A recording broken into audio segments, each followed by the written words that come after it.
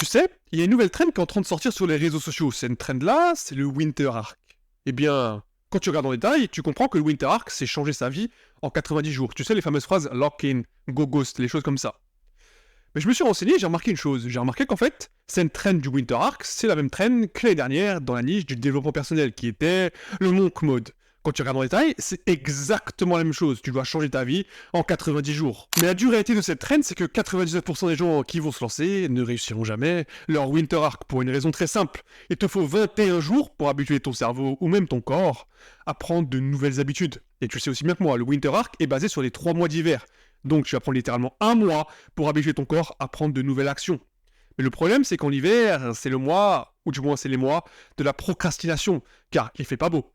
Il neige, les nuits sont courtes, les journées sont courtes, et surtout, tu as le divertissement partout. Netflix, McDonald's, Uber Eats, tout ça, vont littéralement briser ton mindset et surtout vont te démontrer pourquoi tu n'arriveras jamais à faire ton Winter Arc. Alors attention, je vais nuancer mes propos. Les paroles du Winter Arc ne sont pas mauvaises en soi. Le problème, c'est que ça va atteindre un certain message de motivation à une certaine génération qui vont essayer de suivre la trend uniquement par nouveauté et par trend. Sauf que le Winter Arc, c'est pas vraiment le Winter Arc le problème. C'est que le Winter Arc, ça devrait être toute ta vie. C'est-à-dire que tu devrais prendre des actions tous les jours pour arriver à ton objectif, à ton but. Et c'est ça qui est hyper important. Le Winter Arc, c'est pas le Winter Arc, c'est l'arc de ta propre vie qu'il faut améliorer. Et je vais te dire une chose, tu es forcément bon dans quelque chose et tu es forcément mauvais dans quelque chose. Et ça, c'est une réalité. Donc bien évidemment, avant de te lancer dans ça, il faut que tu comprennes tout ça. Est-ce que je suis bon dans ci? Est-ce que je suis bon dans ça? Ou est-ce que je suis mauvais dans ci? Est-ce que je suis mauvais dans ça? Et ça, c'est la plus grosse réalité. En comprenant tout ça, tu vas réussir à comprendre tes forces et tes faiblesses. Et bien évidemment, tu vas devoir compenser les deux. Parce que bien évidemment, reprendre des lacunes, c'est très compliqué. C'est comme à la salle de sport. Au début, tu vas avoir mal, tu vas avoir des courbatures, etc. Mais si tu lâches à la première journée, tu vas jamais voir de changement. C'est ça qu'il faut comprendre. Il faut t'habituer, et ton corps va littéralement changer. C'est comme avoir de nouvelles connaissances. Quand tu vas aller à la librairie, lire un nouveau livre, tu vas te sentir idiot parce que tu vas rien comprendre. Mais si tu lâches au premier livre, à quoi ça sert? Tout ça, ça n'a aucun sens. Il faut continuer, et tu vas améliorer tout ce qui est les aspects de ta propre vie. C'est ça qu'il faut comprendre. Le Winter Arc, c'est l'arc de ta propre vie, et ça, il faut le comprendre. Alors attention, comprenez mon message, le Winter Arc en soi n'est pas mauvais. Ce que je veux dire par là, c'est qu'il y a énormément de trends sur les réseaux sociaux. Tanaland, Monk Mode, Winter Arc, et je pense que dans l'année qui va venir, énormément d'autres trends vont arriver. Et c'est ça le plus gros problème. C'est-à-dire que le message que ça va donner, et surtout le message que ça va faire, c'est que la génération jeune, entre parenthèses, va suivre ces trends. Parce que oui, on le sait très bien, sur les réseaux sociaux, ce sont les jeunes qui sont sur les réseaux sociaux.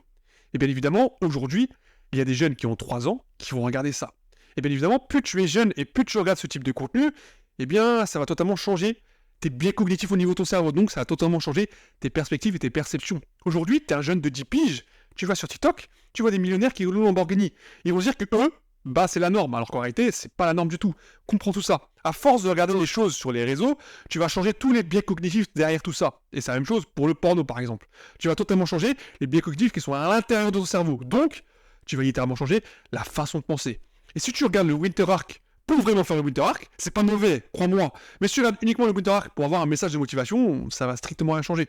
Ton cerveau va se dire, attention, c'est de la motivation, qu'est-ce que j'en ai à branler? Et c'est ça le plus gros problème. La motivation, c'est le pire message que tu puisses donner aujourd'hui à n'importe qui. Car la motivation, c'est le bullshit du pauvre. Ou du moins, c'est le bullshit du mec qui veut pas avancer dans sa vie. Car la motivation, c'est uniquement le message de tu peux faire meilleur, mais tu sais aussi bien que moi que tu le feras jamais parce que t'es un idiot. Et c'est ça qu'il faut comprendre. La motivation, c'est du bullshit. Et le message du Winter Arc qui te pousse à devenir la motivation, c'est du bullshit aussi. C'est pour ça que je te dis ça. Mais si tu comptes vraiment faire ton Winter Arc, transforme ce Winter Arc en ta propre arc de vie, et c'est ça qu'il faut comprendre. Et pour conclure cette vidéo, je vais aller un peu plus dans les détails. Je pense qu'il faut que la majorité des gens trouvent leur déclic, et c'est ça qui est hyper important. Le fameux qui te fait dire, il faut que je change quelque chose. Et si franchement, c'est le Winter Arc qui va te faire trouver le déclic, eh bien mon ami, fonce. Mais dans la réalité des cas, la majorité des choses qui te font avoir un déclic, c'est quand tu perds quelque chose de cher, quand tu perds quelqu'un de cher, les choses comme ça, quelque chose qui te brise, qui te met au plus bas possible. Et c'est ça qui est hyper important à comprendre. Donc quand tu es au plus bas possible, eh bien, la majorité des cas, tu vas te dire, il faut que j'améliore cette chose-là. Ou du moins, il faut que tu te dises, je peux pas rester comme ça. La vie, c'est pas te morfondre sur quelque chose, et c'est ça qui est hyper important. Tes capacités cognitives et surtout tes capacités physiques peuvent être améliorées au jour le jour, tous les jours. C'est ça qu'il faut comprendre.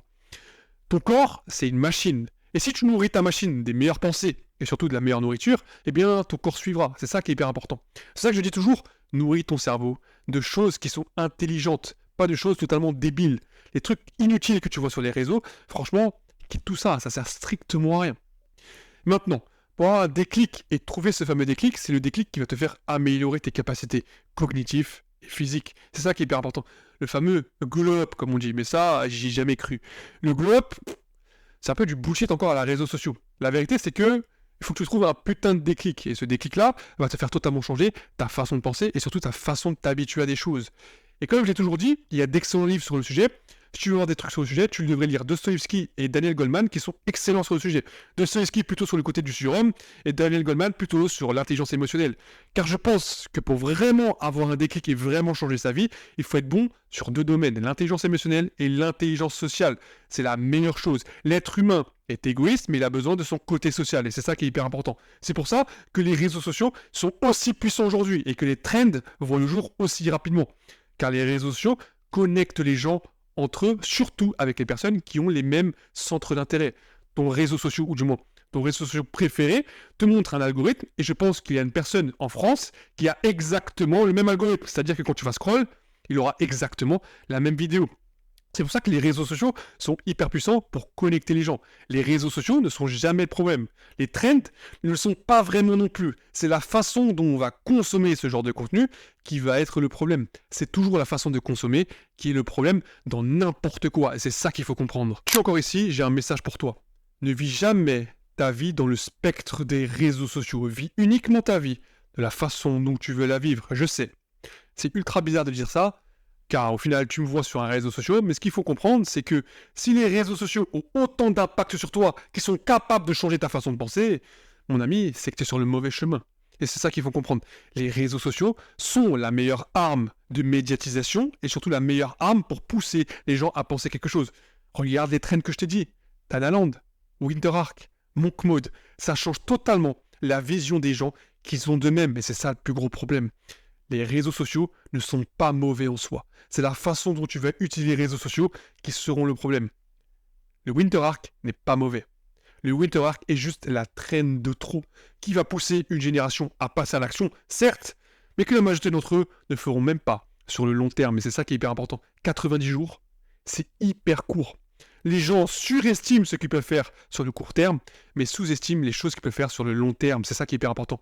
Le long terme sera toujours la meilleure action possible. Et ça, dans n'importe quel domaine. En études, en connaissances, en relations, en investissement. Le long terme est la meilleure, et du moins le meilleur investissement que tu peux faire sur n'importe quel domaine. Et ça, il faut le comprendre. Ne succombe pas à la surconsommation des choses que tu vois sur les réseaux sociaux. Surtout les trends, et tu sais aussi bien que moi, c'est mauvais, et c'est ultra mauvais pour ta façon de penser, et surtout pour la chose qui est là-haut. Et ça, mon ami, il faut le comprendre. Merci à tous d'avoir regardé cette vidéo jusqu'ici. Prenez soin de vous, c'était Mickaël, on se retrouve pour la prochaine vidéo.